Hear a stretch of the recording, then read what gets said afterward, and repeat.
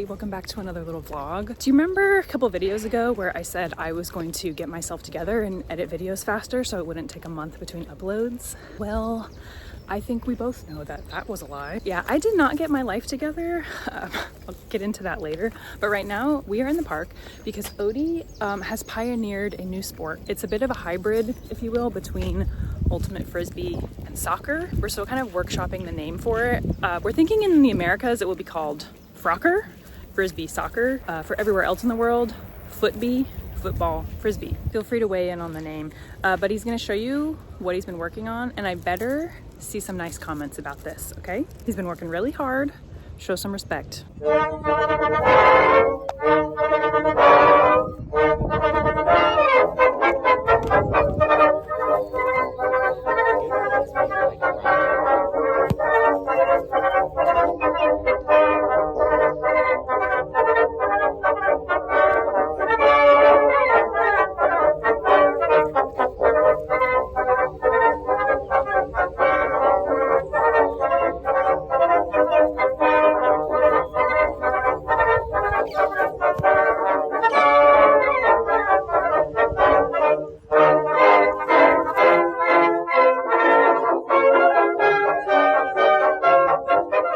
Hi, we're back home now. We're about to head out again, but I'm just gonna make a little snack for myself before we do. We started ordering this produce box. It is from a co-op of farmers, I think mostly in Spain, and they put together all this seasonal produce in a box and then ship it out directly to a consumer. Ours is a fruit box. We've been getting all these different fruits. Our last box had oranges, grapefruits, and blueberries, and they were amazing, like to die for. This box we got this little watermelon that we haven't cut up yet, and then nectarines and plums.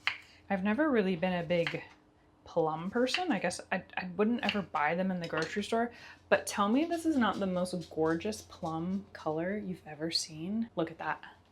So good. We're about to head out to a barbecue festival that Patrick got us tickets for. He follows this British vlogger, food vlogger guy on YouTube that is hosting a barbecue festival in East London. And we're gonna go check it out. It's supposed to be all specialty barbecue food trucks.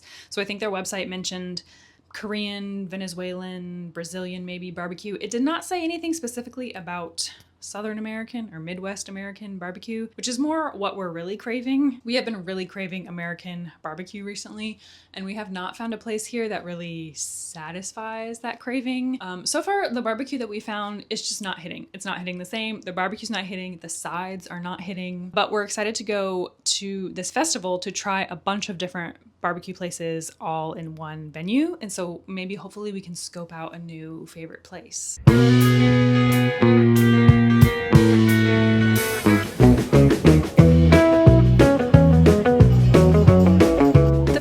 Good. The food was kind of hit or miss. We had a couple things that were really tasty. I had a brisket sandwich inside of a donut that I was very into. It was just very hot and very crowded. You could have the best ribs in the world, but if I have to wait in an hour-long line in direct sun to get them, I'm gonna be a little cranky. There was this British gentleman up on stage singing Toby Keith's Should Have Been a Cowboy, and we were like, you know what?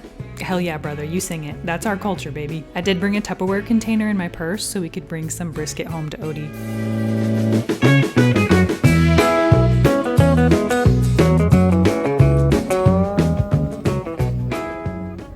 Editing me popping in here to say that the rest of this video is going to all be footage from a couple months ago.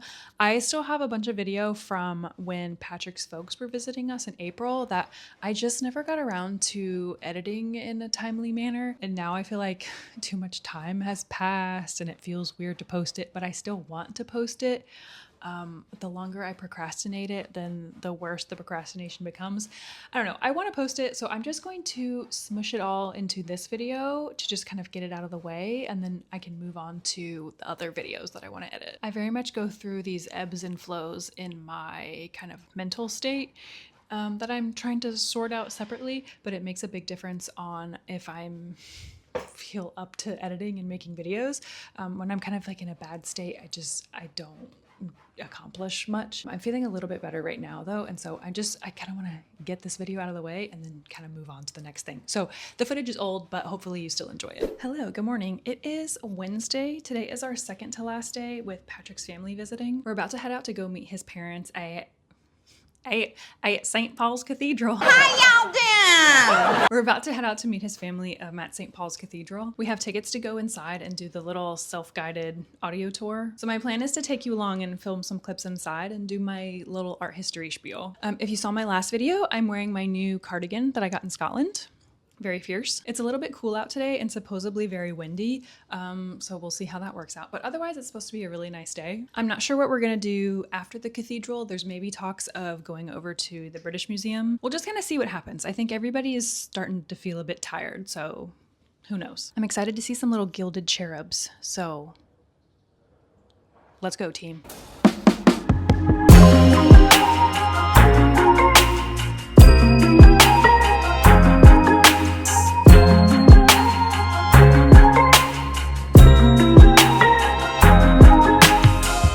St. Paul's is a really interesting landmark. It's huge on its own, but it's also built on top of a hill that is the highest point in the city of London, so it makes it a very prominent structure. You can see it from the river, you can see it from all over the city. It's recognizable by its massive dome structure on top.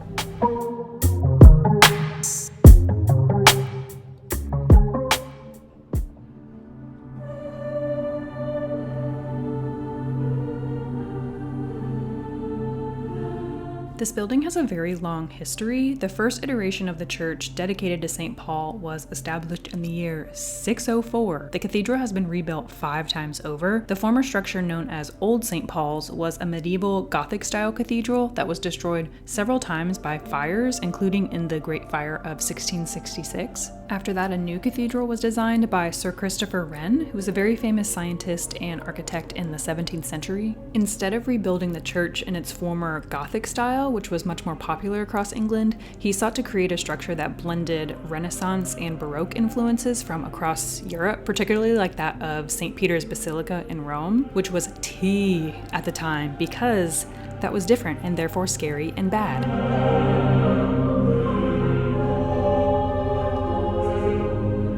Baroque architecture is characterized more by grandeur and drama and opulence. You'll notice more luxurious materials used, like marble and gold, very intricate details and elaborate molding, sculptures. It's of Italian origin, so you'll also notice those white Romanesque columns lining the walls. Baroque also has an emphasis on light and how a building can harness light and shadow to create drama.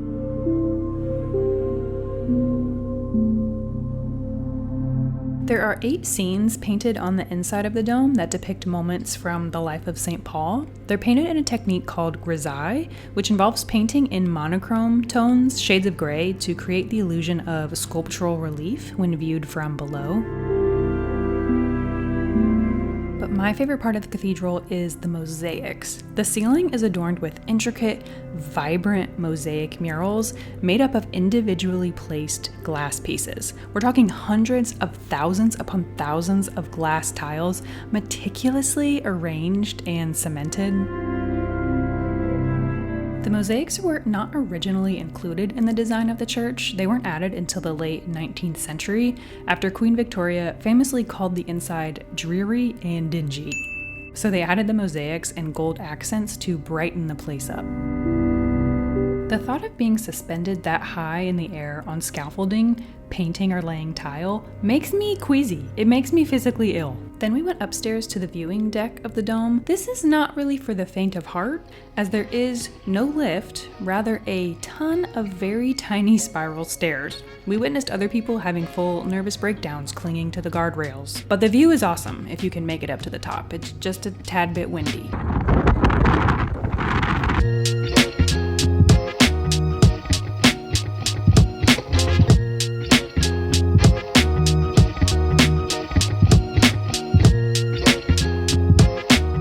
We saw this dachshund display in the gift shop. There was a quote from the architect Christopher Wren saying, "The secret of architectural excellence is to translate the proportions of a dachshund into bricks and mortar and marble." Now, I don't really know what that means in this context, but I do agree. Then I went home to take Odie to the park while Patrick took his parents to a museum.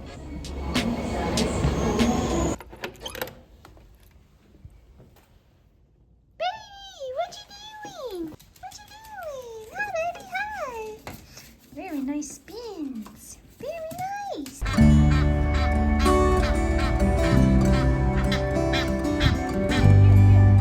Oh my god, the little babies.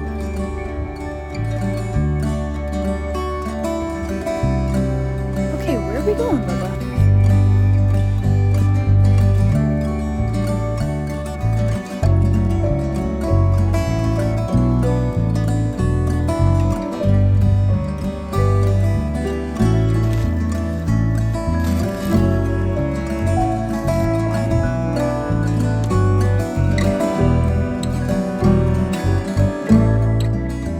London has a bad reputation for weather, but British spring is elite. There's nothing better. New plan. I was gonna go meet up with him, but I'm kind of just too tired to walk across town. I'm actually framing it that I'm being generous and supportive by giving Patrick some just quiet alone time with his folks because he hasn't had it in a while. But what's actually going on is that I just want to stay on the couch. And both things can be true. But we have zero food. We've eaten nothing but restaurant and takeout for the past week and a half. So I do need to go to the grocery store and get some things. I'm craving just a home-cooked meal, fresh, nothing too heavy. So I think I'm gonna do some kind of salmon option.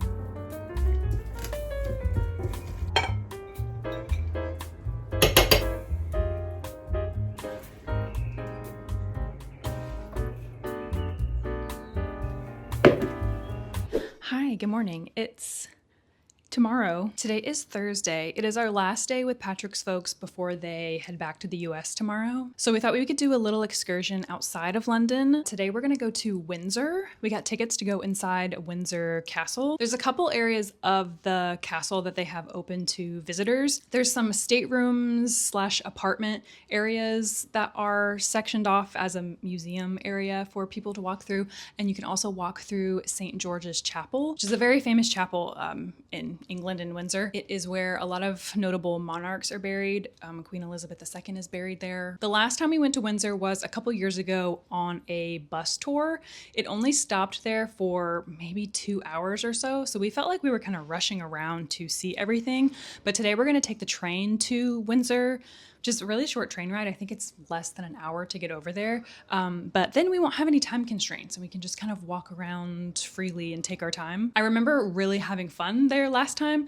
The staterooms are, it's hard to describe, just the most opulent elegance, grandeur you've ever seen. We're talking gilded, like golden ornate ceilings, the art they have on the walls, the tapestries, the rugs, like it's just crazy. It's hard to fathom that people lived like that / I guess do live here like that. I'm not sure how interesting the rest of this footage is gonna be because I remember you cannot take photos or videos inside the castle. I think just for security and tourism purposes, I don't know. But I can take videos from outside and then maybe I can insert some photos from online maybe of what some of the rooms look like. Today I'm kind of dressed a little bit like Bilbo Baggins meets Chessie from The Parent Trap, but I'm not mad at it. I mean, what a dream. But yeah, we're gonna head over to Paddington and then get the train to Windsor. I think just kind of walk around for a few hours, walk around the town, get a bite to eat, and then we'll come back home to Odie.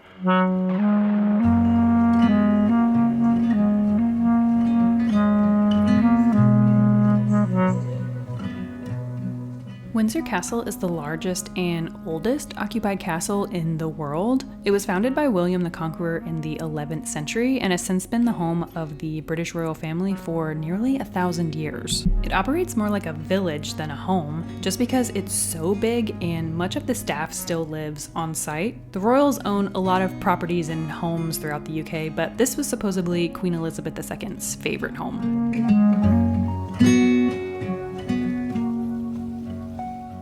The day that we were there, they were roping off sections for press and photographers to stand because King Charles was apparently going to be there the following day. We walked through St. George's Chapel, and aside from the gorgeous architecture, I was very interested in this kitty living by her own rules. Oh, to be a fat cat living in a royal castle. What a life. Then we walk through the staterooms. Again, think of like a room made of solid gold filigree and paintings so big you have to crane your neck. Crystal chandeliers, gold candelabras. Now picture that as your childhood home. That's wild.